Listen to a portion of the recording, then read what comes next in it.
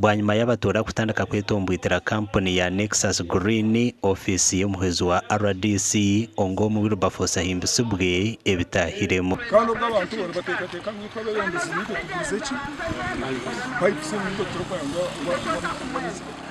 rero ubwo mukama yakira mu cyiciro wa president shaba turebe ngo amiziga itaha n'aba rero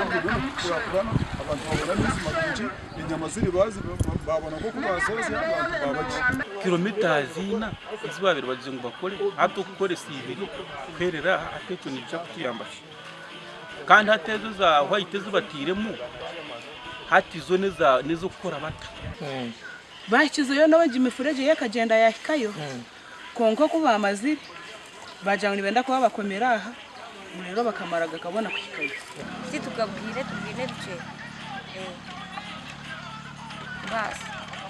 nge nta twashaka umuntu orumuna wari kuja kugira tukashaka yakora ngeje najya ngwito twashemere tuzaturenda neza marangi turi kumwe byasi hari Wilberforce ngoma himbisubwe nagira ngo ebyaragirwe nibyo bishemerire gukorwa ba Nexus Green batakagenzere. For me I want 4 kilometers ibintu mutabingambira ine document iri kwereka mu nibi nabwo no bakugereta document niza kwanga I still insist mukangira ngo ndocinge project ya 4 kilometers where is 4 kilometers abatura bombeseriza ba Nexus nguhine na nebikoreso ebabire nibenda kutwara konga RDC ngomo nagira ngo bagume omo buteka kandi nishiko muri ko cingaja tumureko kutukosanke bijiko mekijiko ceci kazi yatekere nitumuyamba sika atamwonyo konka yatandikana aza kwihura nakinaga umukiyungu atazada iningari ayihaye byo mukaba Debsia kiriye cyateka tine naitukurebika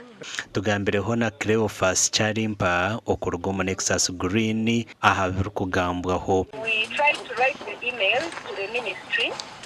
to implement the 4 kilometers. They said no, that is on that docket and it is on plan. They will do for themselves the 2 kilometers. When that issue was stopped from our side, I talked to the manager Andrea, that is Robert Mogumia. However, he had promised that they are going to do it as soon as possible. But this morning we discussed, and he told me that the pipes which are supposed to be used there,